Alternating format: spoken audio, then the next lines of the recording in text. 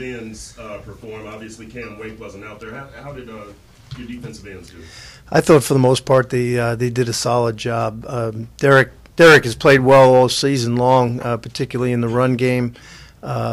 He's a very consistent performer. Does everything that you ask, and I thought he held more than held his own out there. And Dion played probably close to 30 snaps in the game, and I thought he got some pressure on one of the sacks. He did a really good job. He collapsed the pocket and made the quarterback step up in there, which enabled the other guys to get the sack. And he had a great play chasing down one of the screen plays down the sideline there. So I thought they did a good job overall.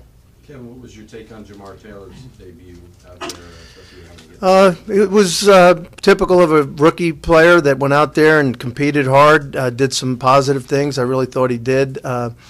Was a little off in a couple of things, and when you're a little bit off, the result's usually a completion. But I was pleased with the way he responded. He competed.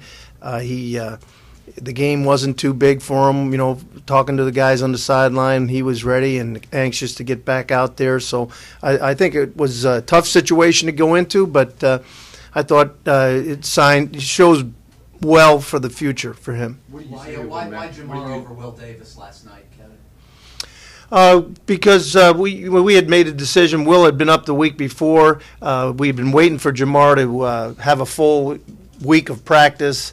And he showed well during the course of the practice week, and we had to make a decision between one of the two as far as the active roster goes. And Jamar has some flexibility playing in the nickel, playing outside, so that was one of the main reasons there. What do you say to him after a play like the first touchdown pass of Jimmy Graham? It looked like he was doing everything he could, but the guy's 6'7". Well, yeah, that, and he his initial alignment, he could have helped himself a little bit. That was the thing that I relayed down to the guys on the sideline. There's a big guy. He enabled the guy to get outside of him, so then he had inside position on him. And when you're not in that position with such a big guy, it's hard to make a play on the ball. So if we can get that corrected, he ran with him. He was right in good position, like you said, but he wasn't really able to elevate to contest the ball the way we would have liked him to. Kevin, how would you grade the state of your pass defense of 1 quarter of the way through the season? We need to improve, we need to be more productive. We got to be more consistent with everything that we're doing. It's not just the pass defense. Last night we finally came out and played the run game the way I expect that we will. But yet, overall we have to be better in coverage, and I got to do a better job. I'll take as much responsibility as anybody in that. I got to get them in better position to make plays, and didn't do a good job with that during the course of the game last night. Cam Wake was real close to playing there, went on the field trying to go. What happened there at the end that you guys ultimately decided not to play?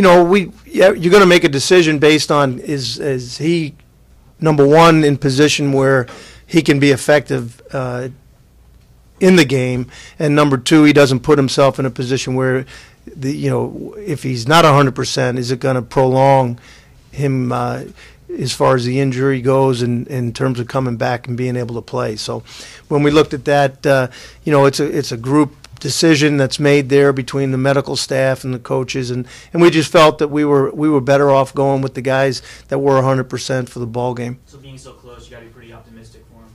Well, hope so. I think it's we're going to have to go through the week and see how he progresses, but we went into the game hoping that maybe he was going to feel really good last night, and Cam did everything he could possibly do to get out on the field. He wanted to play.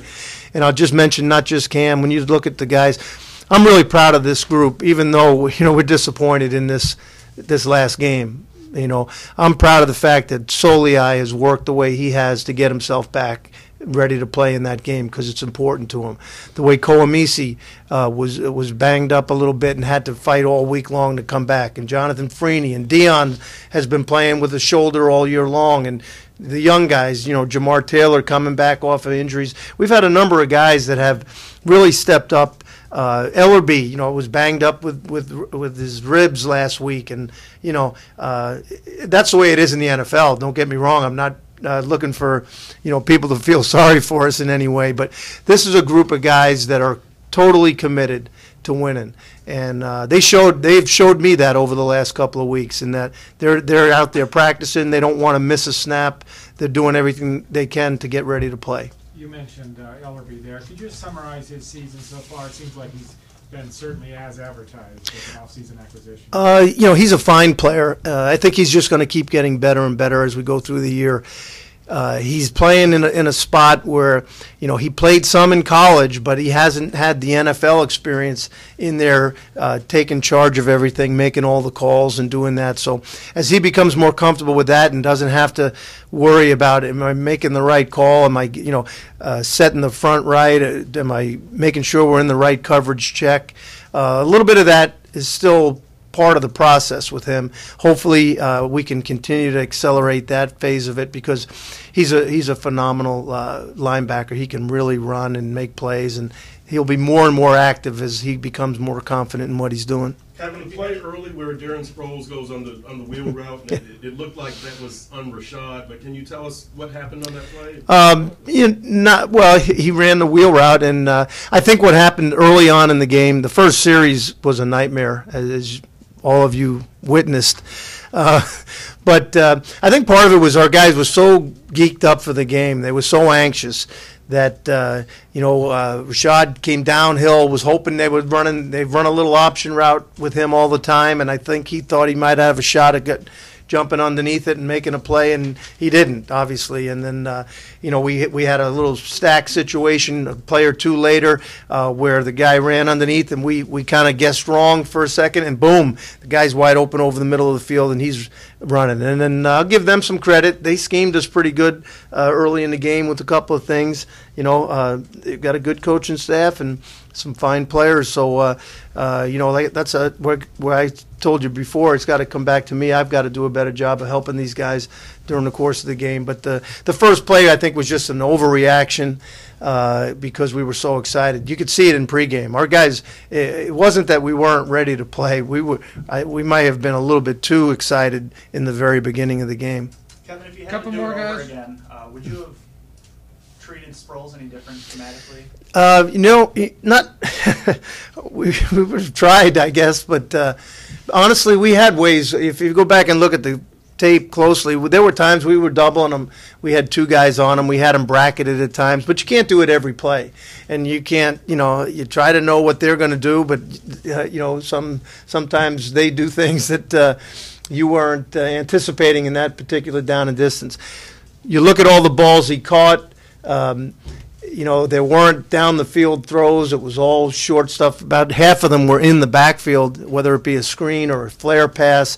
And he's extremely dangerous when he catches the ball out that way. But we had things in the game plan, and sometimes we hit on it, and obviously sometimes we didn't.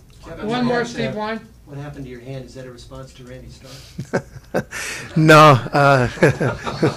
It's funny that you say that, but no. I had surgery in the off season, and I had some tendon issues and stuff, and it hasn't responded well, so I had to go back last week, and they did another little procedure on it. So, yeah. Are you probable for Sunday?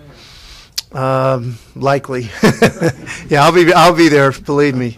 Kevin, All right, the go ahead, Kirk. 100-yard receivers, I think you've allowed 5. Has there been? What can you do about that? I mean, is it coverage? Is it pass rush? Oh, it's everything. I think we're looking at it real closely right now. It's matchups, it's coverage, it's the pass rush, it's calls that I might make that they were in a good offensive play against. So it's a combination of things, and hopefully we can get it corrected. Thank you guys for